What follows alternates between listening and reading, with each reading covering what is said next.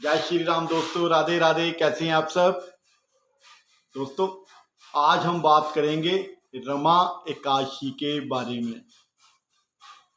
कार्तिक मास की कृष्ण पक्ष को पड़ने वाली एकादशी को रमा एकादशी के नाम से जाना जाता है। रमा एकादशी का हमारे हिंदू धर्म में बहुत ही विशेष महत्व है।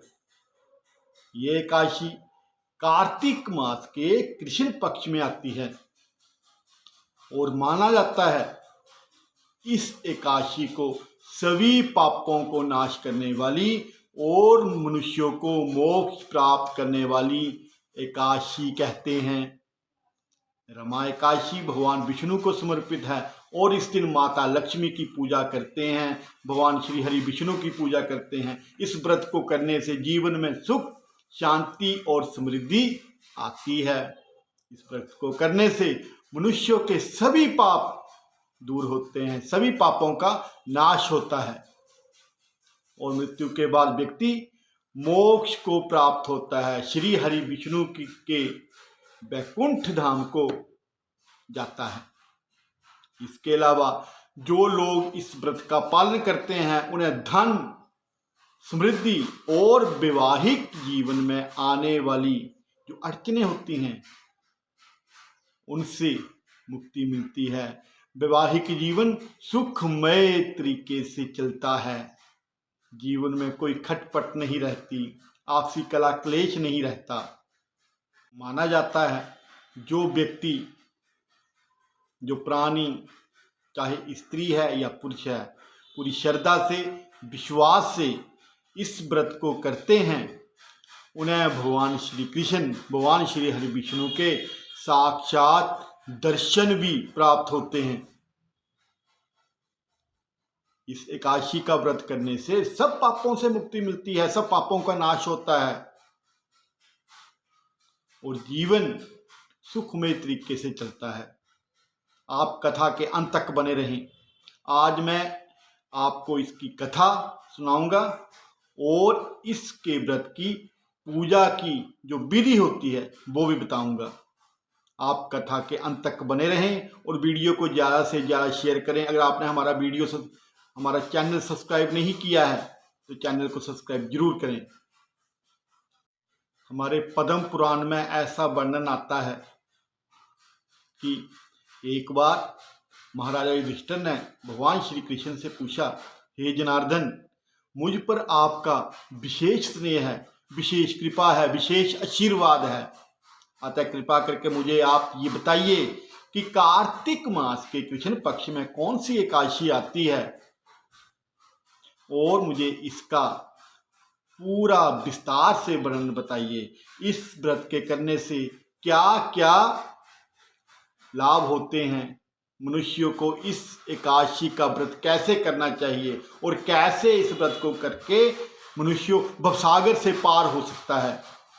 भगवान श्री कृष्ण मुस्कुराते हुए कहने लगे, हे राजन, कार्तिक मास के कृष्ण पक्ष में जो एकादशी पड़ती है वो रमा नाम से विख्यात है और परम कल्याणकारी एकादशी होती है। ये परम उत्तम है और बड़े बड़े पापों को हरने वाली है। मैं आपको आज ये कथा सुनाता हूँ, तो हे राजन, आप इस कथा को पूरी तरह श्रद्धा और विश्वास से सुनिए। भगवान श्री कृष्ण कहने लगे, हे युधिष्ठिर, पूर्व काल में मुचुकुंद नाम से विख्यात एक राजा थे जो भगवान श्री हरि विष्णु के भक्त और बिल्कुल सत्य प्रतिज्ञ थे। अपने राज्यों पर निष्कंठ शासन करने वाले उन राजा के यहाँ नदियों में श्रेष्ठ चंद्रभागा कन्या के रूप में उत्पन्न हुई, तो उन राजा ने उस कन्या का विवाह चंद्रसेन कुमार शोभन के साथ कर दिया। एक बार की बात है, शोभन दशमी के दिन अपने ससुर के घर आए और उसी दिन समूचे नगर में पूर्ववत ढिंढोरा पिटवाया गया कि एकादशी के दिन कोई भी भोजन ना करे। होता क्या था कि उस राज्यों में एकादशी के दिन चाहे छोटा हो, बड़ा हो, जवान हो, बुजुर्ग हो, स्त्री हो, पुरुष हो, बच्चा हो, बच्ची हो, बालक हो, बालिका हो, सब को एकादशी का व्रत करने का नियम था। इसे सुनकर शोभन ने अपनी प्यारी पत्नी चंद्रभागा से कहा, प्रिय, अब मुझे इस समय क्या करना चाहिए, इसकी शिक्षा दो, क्योंकि मैं तो भूखा नहीं रह सकता, भूख मुझसे बर्दाश्त नहीं होती। तो चंद्रभागा बोली, हे प्रभु, हे मेरे पति परमेश्वर, मेरे पिता के घर पर एकादशी के दिन मनुष्य तो क्या, कोई पालतू पशु आदि भी भोजन नहीं कर सकते। जो हमारे घर में पालतू कुत्ते हैं, बिल्ली हैं, जितने भी जीव जानवर हैं, उनको भी भोजन नहीं होता, वो भी एकादशी का व्रत करते हैं। हे प्राणनाथ, यदि आप भोजन करोगे तो आपकी बड़ी निंदा होगी कि पूरे राज्यों में एक यही व्यक्ति है जो कि भोजन कर रहे हैं। इस प्रकार मन में विचार करके अपने चित्त को दृढ़ कीजिए और एकादशी का उपवास कीजिए। शोभन ने कहा, हे प्रिय, तुम्हारा कहना सत्य है, मैं भी उपवास करूंगा और अपने चित्त को मजबूत करके भगवान श्री हरि विष्णु के गुण गाऊंगा, उनको प्रसन्न करूंगा। देव का जैसा विधान होगा वैसा ही होगा, जैसी प्रभु इच्छा है, शायद आज मेरे भाग्यों में भी एकादशी का व्रत करना लिखा है। भगवान श्री कृष्ण कहते हैं, इस प्रकार दृढ़ निश्चय करके शोभन ने व्रत के नियम का पालन किया, किंतु सूर्योदय होते होते वो भूख से व्याकुल हो गया, भूख को बर्दाश्त नहीं कर सका और सूर्यास्त होते होते उसके प्राणों का अंत हो गया, उसकी जीवन लीला समाप्त हो गई। राजा मुचकुंद ने शोभन का पूरे राज्य उचित दाह संस्कार करवाया और बहुत दुखी हुए। चंद्रभागा भी पति का पारलौकिक कर्म करके पिता के ही घर रहने लगी। हे नृपश्रेष्ठ, हे राजन, उधर शोभन इस व्रत के प्रभाव से मंदराचल के शिखर पर बसे हुए परम रमणीय देवपुर को प्राप्त हुए। वहां शोभन द्वितीय कुबेर की भांति शोभा पाने लगे। जिस प्रकार कुबेर का साम्राज्य होता है, कुबेर का ऐश्वर्य होता है, उसी प्रकार वो उस पर्वत पर अपना स्थान ग्रहण किया और वैसे ही पूरे ऐश्वर्य के साथ वहां रहने लगे। मृत्यु पश्चात एक बार राजा मुचकुंद के नगरवासी विख्यात ब्राह्मण सोम शर्मा तीर्थ यात्रा के प्रसंग से घूमते हुए मंदराचल पर्वत पर गए, जहां उन्हें शोभन दिखाई दिए। राजा के दामाद को पहचान कर वे उनके समीप गए। शोभन भी उस समय द्विज श्रेष्ठ सोम शर्मा को आया हुआ देखकर शीघ्र ही आसन से उठ खड़े हुए और उनको प्रणाम किया। हे द्विश्रेष्ठ, हे विप्र, हे ब्राह्मण श्रेष्ठ, आपका स्वागत है, आपको प्रणाम है। फिर उन्होंने सोम शर्मा जी से राजा मुचकुंद और अपनी प्रिय पत्नी चंद्रभागा का कुशल क्षेम पूछा, उनका हाल चाल पूछा। राजा सोमराज शर्मा ने कहा, हे राजन, वहां सब कुशल हैं, लेकिन आश्चर्य है, ऐसा सुंदर और विचित्र नगर तो कहीं भी किसी ने नहीं देखा होगा।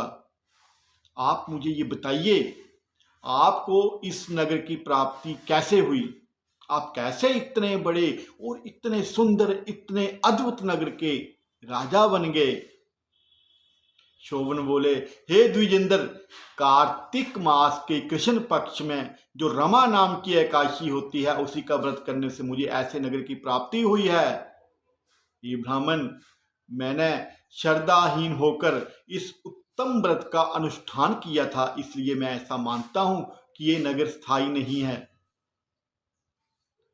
मैंने श्रद्धापूर्वक नहीं किया था, मैंने मजबूरी में किया था, इसलिए व्रत के प्रभाव से मुझे ये नगर का ऐश्वर्य और सारा साम्राज्य तो मिला है मृत्यु पश्चात, लेकिन ये स्थायी नहीं है। जब मेरे व्रत का पुण्य क्षीण होगा तब ये नगर मुझसे छीन जाएगा। आप मेरी पत्नी चंद्रभागा और मुचुकुंद की पुत्री से ये सारा वर्णन जरूर बताना और उन्हें करना, उनको ये कहना कि मेरे इस नगर को, मेरे इस ऐश्वर्य को स्थायी बनाने के लिए आप कोई उपाय कीजिएगा। शोभन की बात सुनकर ब्राह्मण मुचकुंदपुर में गए और वहां चंद्रभागा के सामने उन्होंने सारा वृत्तांत क्या सुनाया।